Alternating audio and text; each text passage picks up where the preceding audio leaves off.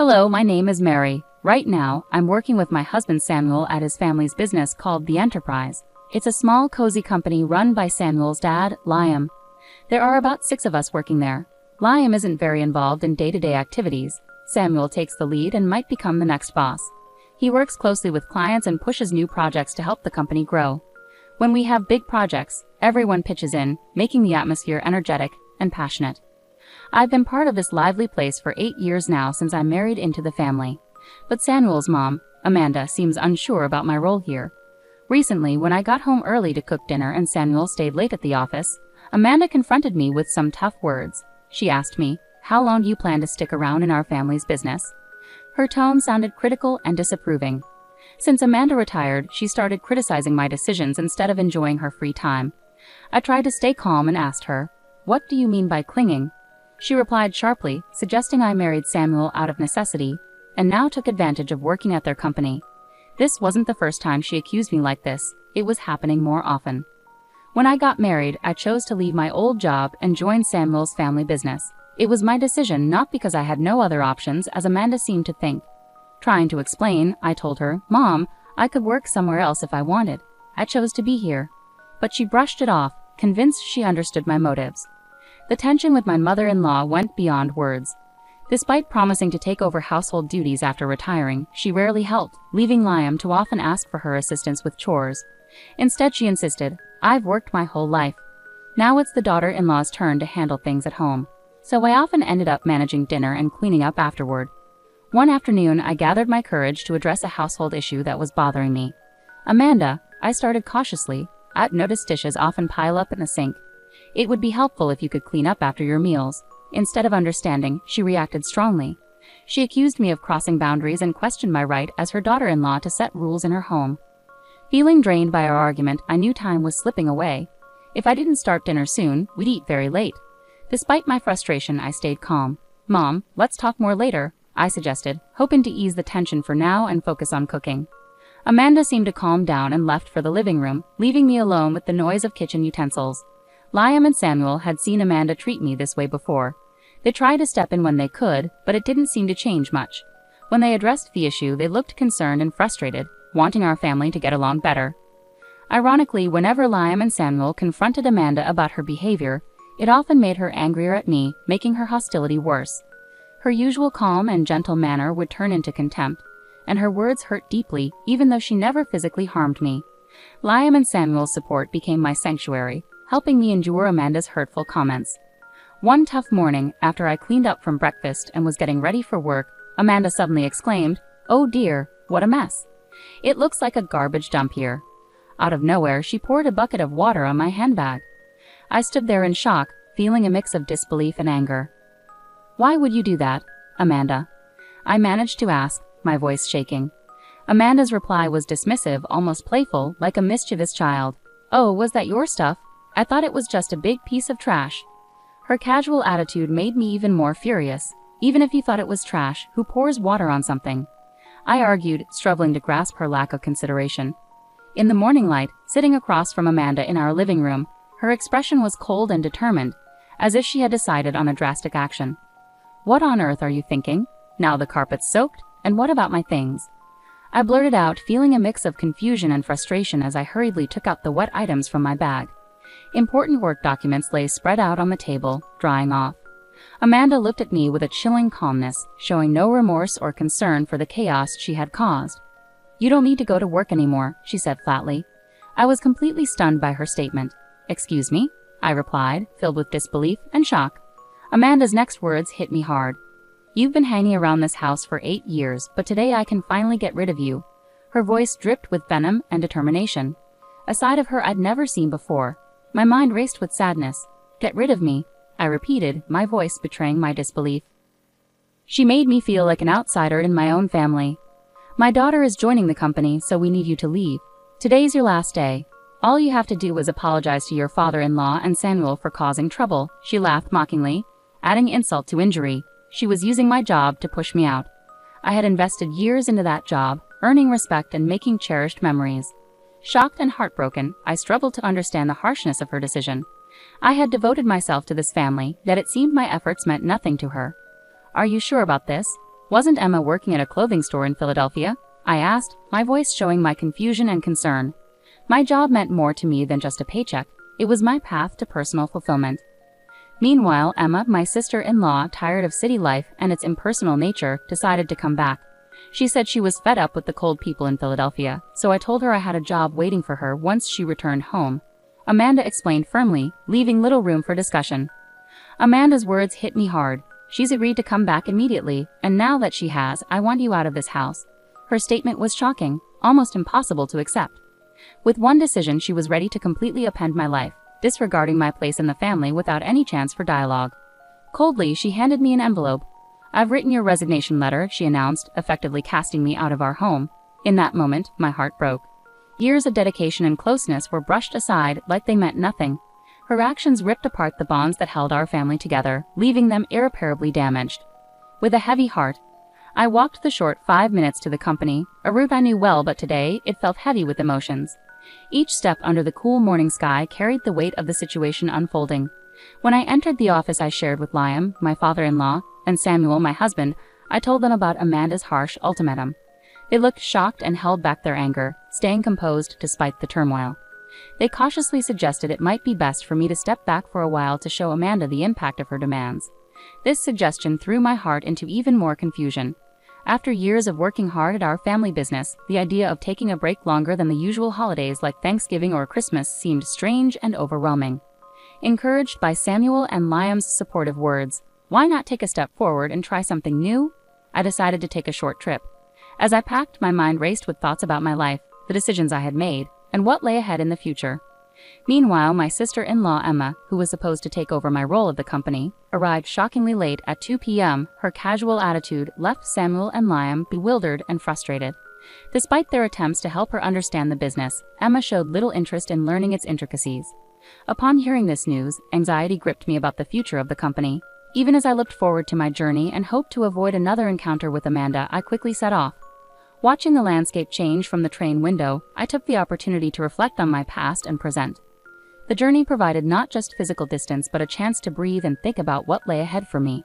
As I enjoyed local seafood specialties during my travels, my thoughts frequently turned to my family and our business. I was deep in these reflections on the 5th day of my retreat when my peace was suddenly shattered by a tearful call from Emma. "What's happening?"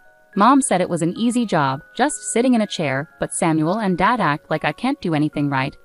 Emma lamented, clearly frustrated. Her words sounded like they echoed the assurances my mother-in-law had given her, which caught me off guard. Despite the relaxed pace of my days away, I knew it was time to face the reality of the situation. "So Emma, how comfortable are you with computers?" I asked, sensing her hesitation. "Well, I mostly watch videos and play games online," she replied, hinting at her limited technical skills. Curious about her abilities, I asked about her experience with software like Word or Excel. Her confused response surprised me, given her background in the apparel industry in Philadelphia, where tasks like tracking sales and managing inventory would typically require basic computer knowledge. "Can you handle sales calculations or fill out documents?" I questioned further. She confidently said she could manage those tasks, but when I asked, "Can you calculate the correct amount of tax?" her confidence wavered, and she answered uncertainly. This wasn't just about testing Emma's math skills, but about seeing if she could apply them practically in a business context. While Emma had talents in other areas, it was evident she lacked confidence in the specific skills needed for the job. Her discomfort with calculations seemed to be a significant factor in the criticism from Liam and Samuel. It was essential for me to address the motives behind my mother-in-law's efforts to replace me. "Since you're taking over my role, I expect you to handle accounting tasks proficiently. Pay attention to email etiquette. A casual tone suitable for friends isn't appropriate for business. You'll also need to manage staff scheduling. Our team is small, but we prioritize everyone's time off requests, so don't put your convenience over theirs," I told her firmly. As I continued outlining her responsibilities, I could hear Emma crying on the other end of the line. It was a difficult conversation, but necessary for her to understand the reality and expectations of the role she was taking on. But I thought I wouldn't have much to do. Emma abruptly ended the call, clearly overwhelmed by the tasks ahead. I took the chance to explore Philadelphia, the city Emma had left behind. Surprisingly, I found the people there warmer than I expected, a stark contrast to the cold behavior of my mother-in-law Amanda and Emma, who seemed determined to push me away. A week after leaving my job, I returned to my in-laws' house. As soon as I arrived, Amanda confronted me, her face red with anger. "How dare you make my daughter cry?" "You won't get away with this," she yelled, her eyes filled with fury and confusion. Before she could reach me, Samuel and Liam stepped in to calm her down. Despite their efforts, Amanda's anger didn't subside. Emma's upset because she got in trouble for trying to boss around her employees without knowing how, Samuel explained calmly but firmly, trying to clear up the misunderstanding. Mary hasn't been here for a week, so she couldn't have upset Emma. Emotionally, Amanda shot back, "It's all because of her. Mary is the reason for Emma's problems. She accused me without any evidence. Where's Emma anyway?" I asked, looking around, but she wasn't there, adding to the confusion. "It's strange. Emma doesn't have anywhere else to go since she gave up her apartment in Philadelphia. I thought she'd be here," I mused aloud. Samuel then explained, "Emma's locked herself in her room. She's been crying and doesn't want to go to work anymore. She's overwhelmed, mainly because she doesn't have the skills needed for the job." Amanda, still angry, accused me, "You've turned Samuel and Liam against me. They wouldn't say the company runs better with you instead of Emma unless you poisoned them against her." Samuel sighed deeply, clearly exhausted from the ongoing family conflict and his efforts to clear up misunderstandings. "Mom," he tried to explain again, "it might seem surprising, but Mary is exceptional at her job. She's certified in bookkeeping, her administrative skills are top-notch, and she's even fluent in Spanish from studying abroad. She handles all our multilingual communications of the company," he said proudly. Amanda looked surprised, evidently unaware of my qualifications and contributions. "That sounds like something from a TV show," she muttered, reflecting on the situation. I remember in college I was so focused on getting certifications and studying that I had little time for socializing or dating. "That's when I met Samuel when he visited my company for business," I shared, trying to bridge the gap between misunderstandings and the reality of our lives. Realizing Amanda wasn't interested in my qualifications or past achievements, I refocused the conversation on the present situation. To sum up, I handle a wide range of tasks at the company, from accounting and scheduling to coordinating with other companies and managing employee shifts, I explained, detailing the breadth of my responsibilities. Samuel chimed in, "The work environment has improved significantly since you took a step back, Mom." His remark visibly surprised Amanda. Just then, Liam, Samuel's father, interjected with a startling revelation. "We're considering closing down the company soon." Emma made a serious error. Instead of completing some crucial documents, she opted to take phone calls because she thought it would be more enjoyable while we were away. She ended up being rude to an important contact from another company, which could have serious consequences. I was shocked, my hand covering my mouth in disbelief. "I can't believe Emma would do something like that," I murmured, filled with a sense of disbelief and dread over the potential implications for the company's future. As I pondered over these anxious thoughts, the story took another unexpected twist. When I explained our situation, the president of the other company suggested it might be time to consider merging. He expressed interest in absorbing our family business. Liam continued, revealing the surprising turn of events. This unexpected development brought a glimmer of hope. A merger could stabilize our customer base, a goal Samuel had been tirelessly working towards through his efforts in sales. Samuel and Liam felt relieved by the news, but Amanda had a different reaction. She immediately objected, "That's not acceptable. Samuel should be the president. This company belongs to us, doesn't it? He shouldn't just become an employee." Amanda exclaimed passionately, unwilling to entertain the idea of losing the status and control that came with owning the company. Her outburst drew Emma downstairs to see what was happening. Amid the chaos, Liam's calm but firm voice cut through the tension. "I am divorcing you. You have resisted change, neglected your duties at home and to the family, and I've learned about your involvement with younger men. I can no longer tolerate this behavior," he declared, shocking everyone present, including Samuel and me. Liam then placed divorce papers and a photo of Amanda with a young man on the table. "If you sign these papers now and take your belongings, I won't pursue alimony. Trying to get money from you would be futile," he stated firmly. "How can you say that? Haven't I dedicated myself to this household all these years?" Amanda protested. Liam countered, "Have you actually done any real housework in the last 8 years? Spending someone else's money on younger men doesn't count as dedication to this house," his frustration evident in his voice. It was an unprecedented display of firmness from Liam, typically known for his gentle demeanor, as he addressed long-standing family issues. The atmosphere was charged with tension and disbelief as Liam, usually composed and reserved, showed a side of himself that shocked everyone present, especially Emma, who had just entered the room. Her slight trembling betrayed her astonishment and fear at the unfolding scene. "Emma, this concerns you too," Liam declared firmly. "You returned because you couldn't make it on your own in Philadelphia. Now you're struggling to find a job here, yet you act as if you're above everyone else. You've stopped making an effort altogether, resorting to escapism. It's time for you to leave this house as well. Emma was stunned, her face showing a mix of confusion and denial. Wait, Dad, maybe Mom has her issues, but I'm still your daughter, right? She protested desperately, trying to maintain her place in the family. Amanda, hurt by her daughter's words, reacted with shock. Are you turning against me now, Emma? She accused, her voice filled with hurt and disbelief as tensions escalated. Liam intervened swiftly to prevent further conflict. To avoid more trouble, I've arranged for both of you to stay with an acquaintance until you get back on your feet. They'll be here shortly to pick you up. Please gather your essential belongings, he instructed firmly, his tone brooking no argument.